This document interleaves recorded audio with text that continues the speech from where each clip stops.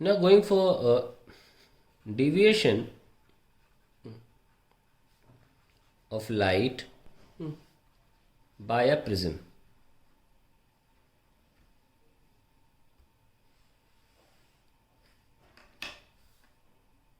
जैसे कि ये प्रिज्म है,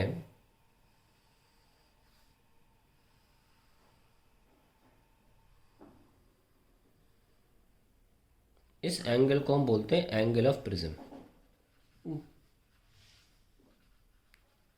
कई बार इसको बोलते हैं रिफ्रैक्टिंग एंगल।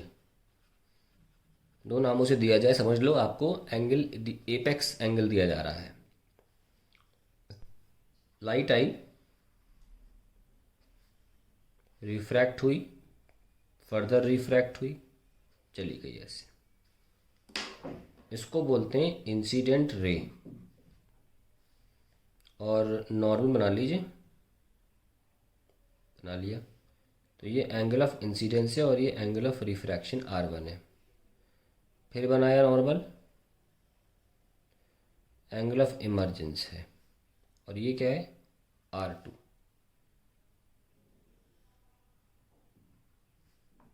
और जहाँ पे दो नॉर्मल्स मीट कर रहे हैं उसको N बोल दीजिए।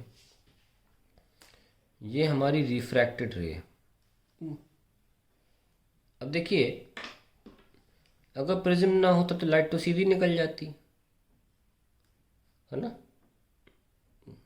निकल गई। पर क्योंकि प्रिज्म है, लाइट हुई डिविएट, ऐसे डिविएट होगी। ये वो डिविएशन एंगल है जो हमको निकालना है। आइए इस पॉइंट का नाम डी रख देते हैं। ये तो एंगल ए है ही, ये बी, ये एन और ये सी। अगर आप नोटिस करें तो एंगल, ये ट्राइंगल है डी बी सी में, जो ये है एक्सटीरियर एंगल है। और एक्सटीरियर एंगल हमेशा इंटीरियर अपोजिट एंगल से ही बनता है। यानी कि डेल्टा क्या होगा, ये एंगल प्लस ये एंगल। आप साफ साफ देख पा रहे हैं कि ये पूरा एंगल आई है, क्योंकि ये लाइन ऐसे और ये लाइन ऐसे, तो ये वर्टिकली अपोजिट के हिसाब से पूरा आई हो गया। उसमें से R1 पहले जा चुका, तो हम लिख सकते हैं ये एंगल कितना हुआ, I माइनस R1।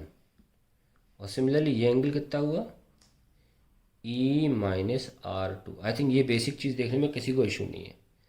तो डेल्टा क्या हो गया, I minus R1 plus E minus R2।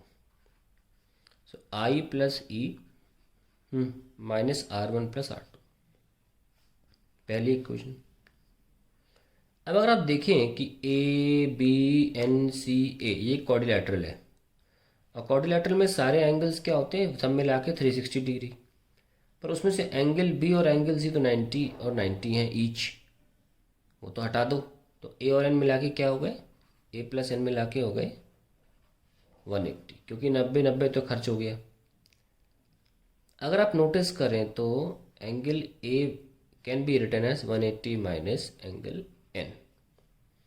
No, what is 180 minus angle N? अगर आप नोटिस करें यहाँ पे भी, तो बी एन और सी ट्राइंगल जो बन रहा है, इसमें R1 plus R2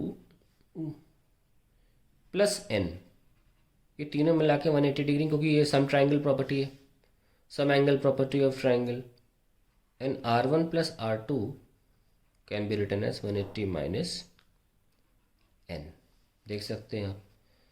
so this can be replaced, that means angle A can be written as R1 plus R2, which we can replace from here। तो ये सेकंड लिख दें, putting second and first।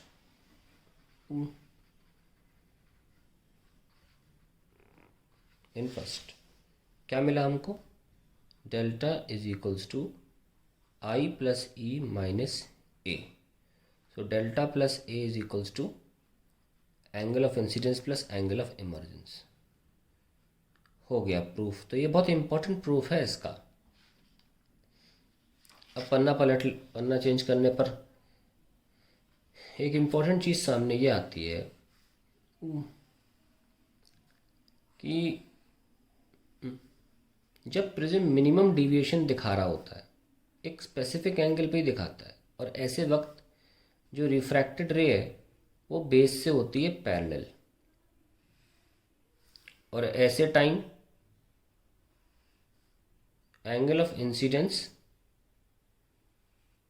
और एंगल ऑफ इमर्जेंस होते हैं बराबर, equal. So when prism shows minimum deviation,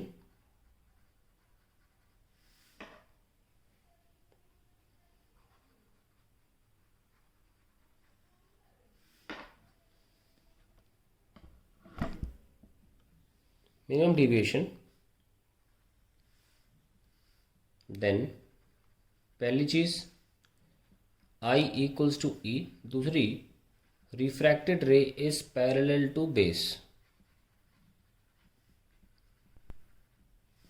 ठीक है, तो ऐसे में हम डेल्टा प्लस ए को क्या लिख सकते हैं, आई प्लस आई, क्योंकि दोनों बराबर हो गए, that is 2i. So delta can be now solve 2i minus A. Okay, now also we can find out the refractive index of the prism. How? भाई म्यू क्या होता है, sine i by sine r. I हम निकाल सकते हैं यहाँ से उल्टा प्रूफ करके, delta plus A divide by 2 divide by, और तीसरी चीज़ जो सामने आती, एक और मैं लिख देता हूँ यहाँ पे, थर्ड पॉइंट, जब डिविएशन मिनिमम होता है तब R1 R2 बराबर हो जाते हैं, और फिर R1 प्लस R2 हमने इक्वल टू ए लिखा था. अगर बराबर है तो let's replace by symbol 2R, R और R. So R is replaced by A by 2, so we can write sin A by 2. This is a very important expression. You can write as refractive index is this. बहुत important है formula, बहुत बार आता है exam में, ध्यान रखें इस चीज़ का, और इन 3 पॉइंट्स का ध्यान रखें, खास तौर से इस पॉइंट का बहुत ध्यान रखें.